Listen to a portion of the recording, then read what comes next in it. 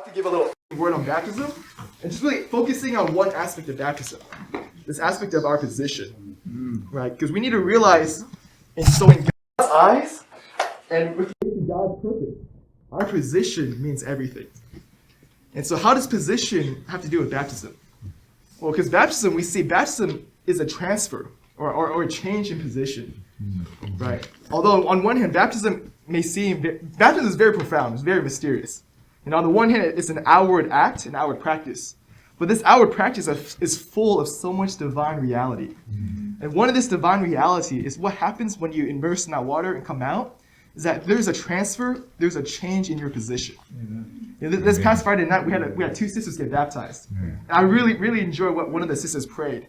Now, as she was sitting there in the tub, she prayed, Lord, I'm leaving, he said something along this line, Lord, I'm leaving Satan's kingdom and entering into your kingdom. Amen. Right? And when she prayed that, in me, it had such a big amen. Because that's what happens when you get baptized. Right. There's a transfer of one kingdom to another kingdom.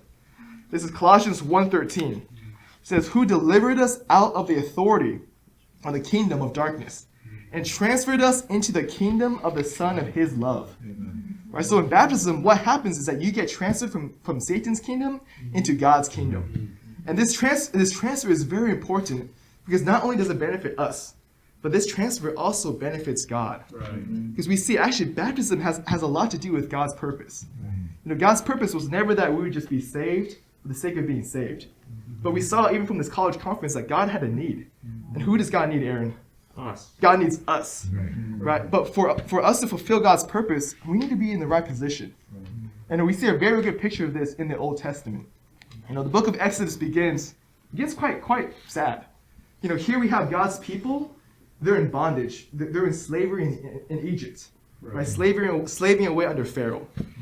And so in Egypt is a good picture of the world. And the world's main job, the one thing the world wants to do is it wants to usurp our time, right? It wants to take up our time, so we have no time to enjoy God. We have no time to come to the meetings, no time to read our Bible. This is what the world is trying to do, right? The world system. And it's very interesting when Moses first went to Pharaoh and told Pharaoh to let my people go, that they may worship me, hold a feast unto me in the wilderness. Not only did Pharaoh say no, but Pharaoh also increased the amount of labor for the children of Israel. It shows that whenever we have a turn to the Lord, whenever we decide, okay, I want to start pursuing the Lord, I want to start pursuing God, I want to start reading the Bible, start going to the meetings, all of a sudden Pharaoh and the world starts adding all these different pressures, you know, all these different extracurriculars, all these different this and that, which outwardly seems very good. But really what happens is it just ends up taking more and more of your time. Not only your time, but more and more of your energy. So that at the end of the day, where you do have some time to read the Word, you just feel so tired. You just want to go to bed. So this is what the world and Pharaoh was trying to do, just to usurp your time. And God desired was to save the children of Israel from out of that. And so the first step of his salvation was with that of the Passover lamb. You know, we had God's judgment with the death angels, right? But God said, if you slay the lamb and put the blood on the doorposts, the angels will pass over those houses. And so that represents, you know, our salvation, you know, Christ's redemption. So that saves us, you know, saves us from God's judgment. But God's desire was never for the children of Israel to remain saved, but in Egypt. That was just the first half of it. But God's desire was that the children of Israel would be saved and they would leave Egypt into the good land. Because it was in the good land that God desired to build a house. Right? God desired to build a temple for his expression. So God's intention was never that the children of Israel would just stop short at just, you know, the blood. But God wanted his people to leave Egypt. In order for them to leave Egypt, what did they have to do? They had to cross a body of water. Right? They had to cross the Red Sea. And it's very significant because had the children of Israel never crossed the Red Sea, you know, even if they entered into the good land, which represents Christ, you know, we talked about this all last semester. Even if they entered into the good land, they wouldn't be able to fully enjoy that land. Because all the time, you know, they're still running away from Pharaoh and his army. Pharaoh and his army are still chasing them, even if they got into the good land. So for that, they had to pass through the Red Sea. And when they passed through the Red Sea, not only did they pass through, but Pharaoh and all of his armies, all of his chariots passed through the Red Sea too. And as we know from the story, they were all swept away. So and that represents all the ties of the world, Satan, all these things of his kingdom being swept away. And not only were all these things swept away, but the children of Israel emerged out of the Red Sea as a new people. And only as emerging as a new people could they finally meet God's need. Could they enter into the land? Could they possess the land, enjoy the land, and build God's temple? And so this is very, very profound, right? Because with baptism, we see there's a change in position. We're transferred out of Satan's kingdom into God's kingdom, right? Not just for our sake, but because God himself has a need. We see this, this past college conference, it really ties in really well. This past college conference, the title was Bound Together.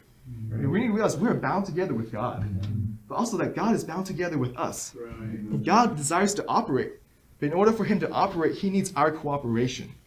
And so one of the ways that we can cooperate is through this matter of baptism, where we get a change of position, enter into the good land, and build God's house. And so with this short opening word, now I'd like to open up the time for any one of you all to share. So feel free to share from the material about baptism, but also many of us were at the college conference. So feel free to share from anything from the college conference too. It's like to give you next time or so. Amen. David. We had David.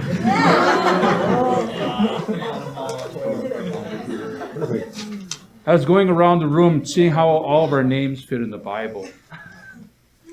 There's even a how in the Bible. Do you know that? How wonderful. When the angel, you're Angel. You always say angel. Anyway, we got two angels. We only need one angel.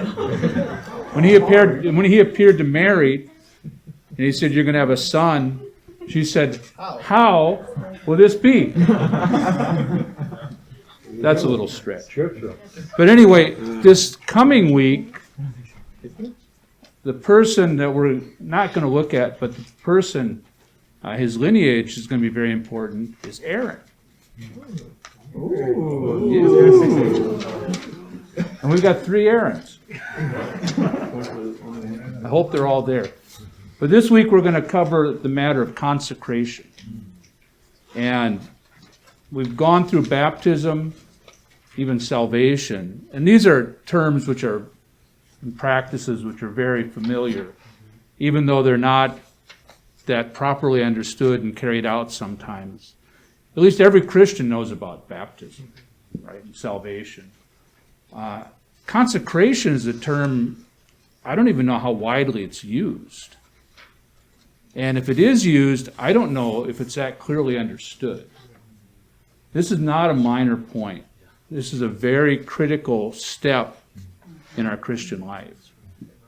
So maybe I'll just say that much. We'll get into it this week. And it's always good, we prepared a little material, get together in fellowship, get into the verses, and I hope we can really see something. I'm really looking forward to Wednesday night. I want to hear what's going to be shared. So, all y'all can come Wednesday night. You can join me in hearing what's going to be shared.